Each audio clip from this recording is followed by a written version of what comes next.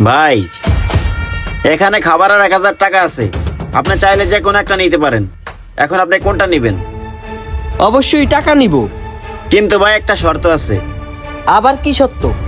শর্ত হলো, এই 1000 টাকা নেওয়ার আগে আপনাকে এই খাবারটা ছুঁড়ে ফেলে দিতে হবে। আরে ভাই, এই কথা বলা লাগে নাকি? আচ্ছা ঠিক আছে, দেন।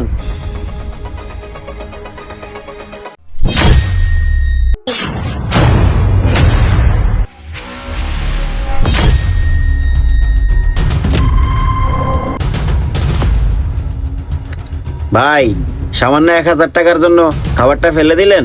হ্যাঁ, ফেলে দিলাম। খাবারটার দাম আর কত হবে? বরঞ্চ 200 টাকাই হবে। আর এই 1000 টাকা দিয়া এরকমের 5 প্যাকেট খাবার কিনে নিতে পারবো। ও আচ্ছা, বুঝতে পারছি। ঠিক আছে ভাই, তাহলে থাকেন, আমি এখন আসি। ঠিক আছে। সকাল সকাল আইসা 1000 টাকা পাইলাম।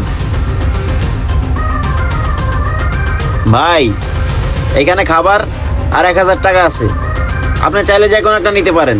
এখন কি আপনি 1000 টাকা নেবেন নাকি খাবারটা নেবেন? ও আচ্ছা, তাই তাহলে তো আমি অবশ্যই টাকাটাই নিব। টাকাটা নেওয়ার আগে একটা শর্ত আছে। কি সত্য? শর্ত হলো, আপনি যদি এই টাকাটা নিতে চান তাহলে এই খাবারটা ছুঁড়ে ফেলে দিতে হবে।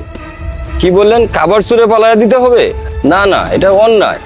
1000 টাকার জন্য খাবার পালানো যাবে না ভাই। ভাই আপনি থামেন, আমি কথা বলতেছি। আচ্ছা ভাই, খাবারটা আমাকে দেন।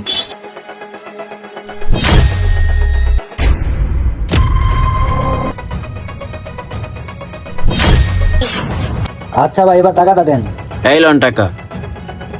মনির, 1000 টাকার জন্য তুই খাবারটা পালাইয়া দিলি? কাজটা তুই ঠিক করস নাই। হ্যাঁ ভাই, আপনি কাজটা মোটেও ঠিক করেন নাই। আরে ভাই, কাজটা আমি ঠিকই করছি। খাবারটা তো আমার কত ব্যয় হবে? 100 টাকাই হবে।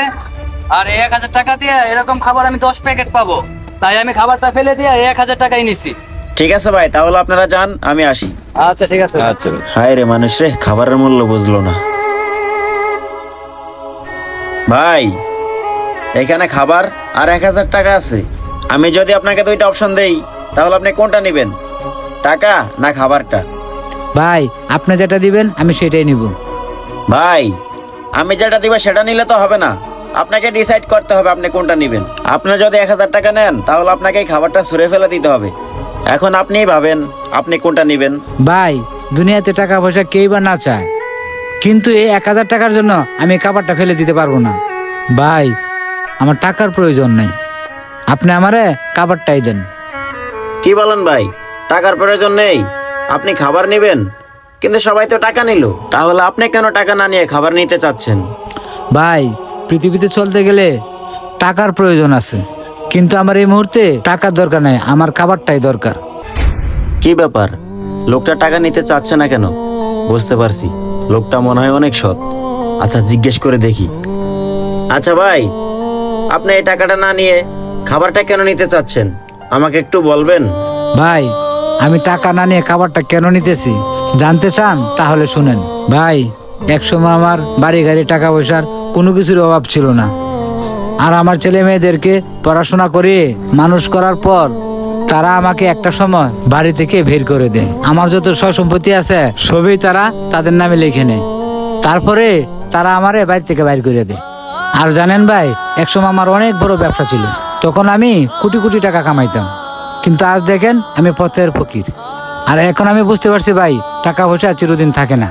আর এই জন্যই আমি টাকাটা না নিয়ে খাবারটা নিতে চাইতেছি। ভাই, আপনি আমাকে খাবারটাই দেন। আচ্ছা ঠিক আছে ভাই, এই নেন। আর আজকের পর থেকে আপনাকে আর না খেয়ে থাকতে হবে না। তাহলে খান, আমি এখন আসি। আচ্ছা ঠিক আছে ভাই।